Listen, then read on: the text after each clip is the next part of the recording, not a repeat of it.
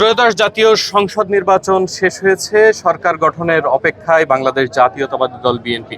তারেক রহমানের নেতৃত্বে তিনি প্রধানমন্ত্রী হিসেবে বাংলাদেশের আগামী সরকার গঠন করবেন এবং ১৩তম প্রধানমন্ত্রী হিসেবে তিনি বাংলাদেশের দায়িত্ব নেবেন। প্রবাসীরা এবার প্রথমবার পোস্টাল ব্যালটে ভোট দেওয়ার মাধ্যমে তাদের গণতান্ত্রিক অধিকার প্রতিষ্ঠা করেছেন। অসংখ্য প্রবাসীরা পোস্টাল ব্যালটে ভোট দিয়েছেন। যেমন ভোট শেষ হয়েছে, নতুন সরকার গঠিত হতে যাচ্ছে, এই মুহূর্তে প্রবাসীদের কিছু অব্যক্ত কথা বা তাদের দাবি বা বিভিন্ন সমস্যার কথা রয়ে গেছে, যেগুলা বাংলাদেশের নতুন সরকারের কাছে পৌঁছানো প্রয়োজন। সংযুক্ত আরব আমিরাতের আবুধাবি মুসাফা ৩৭ থেকে আমি যুক্ত করেছি আরটিভিতে আপনাদেরকে।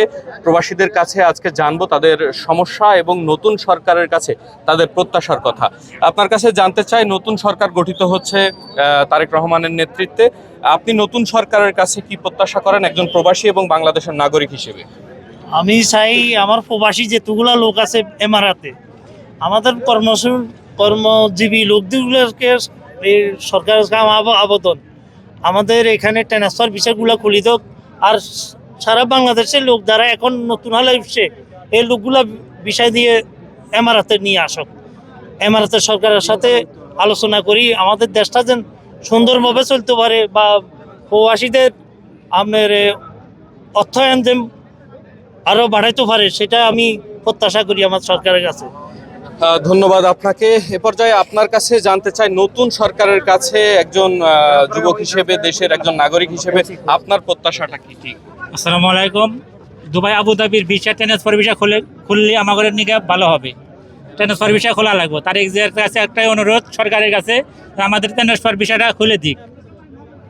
ট্রান্সফার ভিসাটা খুলে দিলে আমাদের সবচেয়ে ভালো হবে।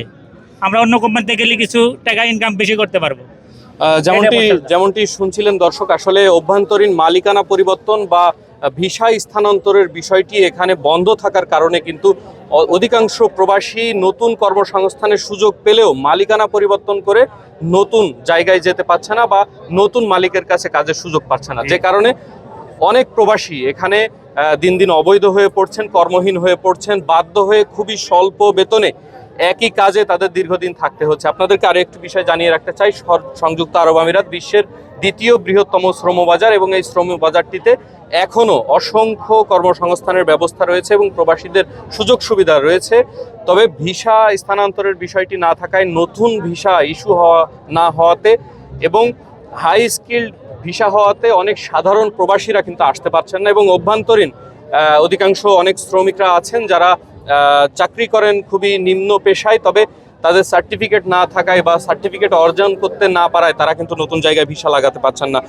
এর বাইরে কিছু কথা শুনতে চাই যে, সংযুক্ত আরব আমিরাতে আপনি দীর্ঘদিন ধরে রয়েছেন, এখানে এখন কি সম্ভাবনা দেখছেন? নতুন সরকারকে কি করতে বলবেন যেটি দিয়ে আসলে প্রবাসীদের মুক্তি হবে, প্রবাসীদের যে প্রাণের দাবি সেগুলো পূরণ হবে? আসসালামু আলাইকুম। আমি বাংলাদেশ নতুন সরকারের কাছে একটি কথা বলবো, যে কথাটা হলো, দীর্ঘদিন যাবৎ আমাদের আরব ইমারাতের ভিসা বন্ধ এবং এক কোম্পানি থেকে অন্য কোম্পানিতে ট্রান্সফার এটাও বন্ধ। তো আমাদের এখানে যারা আসছে বাংলাদেশের লোক সবাই ভালো কাজ করে এবং কাজের অভিজ্ঞতা অনেক ভালো। এক কোম্পানি থেকে আরেক কোম্পানিতে যাওয়ার কোনো সুযোগ নাই, যার কারণে মালিকরা যেভাবে ইচ্ছা সেভাবে তাদেরকে ইউজ করছে। এবং বেতনের সম্পর্কে যদি বলি, মালিক যেভাবে বেতন দেয় সেভাবেই নিতে হয়। এখানে আমরা কিছু করার মতো কোনো সম্ভব নাই, কারণ যদি কোনো কিছু করি অন্য কোম্পানিতে যাওয়ারও কোনো সুযোগ নাই। তাদের ইচ্ছা মতো আমাদেরকে বেতন দেয়, ইচ্ছা মতো তারা আমাদেরকে ব্যবহার করে, তাদের কাছ থেকে আমরা কোনো কিছু পাই না। এই হয়েছে আমাদের বাংলাদেশের সমস্যা। আর সরকারের কাছে আমার একটা অনুরোধ থাকবে যে, বাংলাদেশ সরকার, নতুন সরকার তারেক রহমান, আমি বলবো যেন বাংলাদেশের যত সকল লোক আছে ইমারাতে সবার জন্য যেন ট্রান্সফার ভিসাটা এক কোম্পানি থেকে আরেক কোম্পানিতে যাইতে পারে, এই সুযোগ সুবিধাটা যেন করে দেয়। এটাই আমার বাংলাদেশ সরকারের কাছে অনুরোধ। ধন্যবাদ। আমরাও চেষ্টা করব আপনাদের আবেদনগুলো, আপনাদের কথাগুলো বাংলাদেশ সরকারের কাছে পৌঁছাতে এবং নতুন সরকারের কাছে প্রবাসীদের এই কথাগুলো আমরা পৌঁছানোর চেষ্টা করব। মোটা দাগে বলতে গেলে সংযুক্ত আরব আমিরাতে 2012 সালের পর থেকে কিন্তু ভিসা জটিলতা রয়েছে। সর্বশেষ 18 এবং 19 সাল পরবর্তী একেবারে ভিসা বন্ধ হয়ে যায়। সর্বশেষ 25 সালের শুরু থেকে প্রবাসীদের সব ধরনের ভিসা দেওয়া বন্ধ করে সংযুক্ত আরব আমিরাত। অদ্যাবধি সেটি এখানে বহাল রয়েছে, যে কারণে নতুন কোনো ভিসা ইস্যু হচ্ছে না, যে কারণে সাধারণ কর্মীরা কিন্তু সংযুক্ত আরব আমিরাতে আসতে পারছেন না।